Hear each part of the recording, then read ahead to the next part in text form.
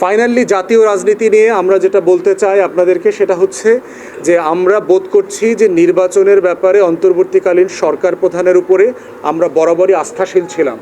December 25 থেকে শুরু করে জুন 26-এর মধ্যে উনি যে ওয়াদা দিয়েছিলেন তার ভিতরেই নির্বাচনের তারিখ ঘোষণা করা হয়েছে। তারিখটা এক্স্যাক্টলি না, মাস আমরা জানি, আগে এপ্রিলের কথা বলেছিলেন, এখন ফেব্রুয়ারির কথা বলছেন। আমরা অন্তর্বর্তীকালীন সরকারের এই নির্বাচনের দিন তারিখ ঘোষণাটাকে আমরা স্বাগত জানাই এবং আমরা ওর ব্যাপারে আস্থাশীল। তবে আমাদের বেশ কিছু জায়গা আছে উদ্বিগ্ন হবার মতো।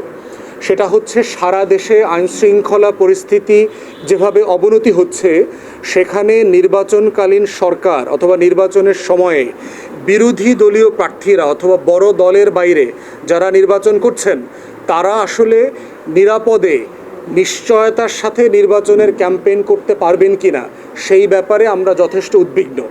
আমাদেরও যারা নির্বাচন করবার জন্য মাঠে আছেন, কাজ করছেন, আমরা প্রায় খবর পাচ্ছি এখনই ব্যানার ছিঁড়ে ফেলা, ফেস্টুন ছিঁড়ে ফেলা, পোস্টার ছিঁড়ে ফেলা, তারপর নেতাকর্মীদেরকে হুঁশিয়ার দেওয়া, ভয় দেখানো যে এরা কেন এলাকাতে ওই দল করে।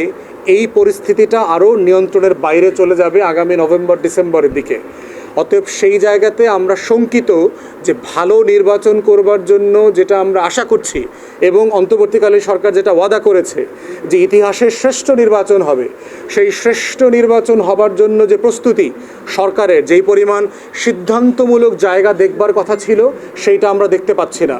সারা বাংলাদেশের প্রশাসনের উপরে, বিশেষ করে পুলিশ প্রশাসন, আমলাতন্ত্র, এই রাষ্ট্রীয় যন্ত্রের উপরে, সশস্ত্র বাহিনী, গোয়েন্দা সংস্থা, এদের উপরে যে পরিমাণ কর্তৃত্বশীল হওয়ার কথা ছিল, নিয়ন্ত্রণ হওয়ার কথা ছিল, সেইটা আমরা গত 1 বছরে দেখি নাই।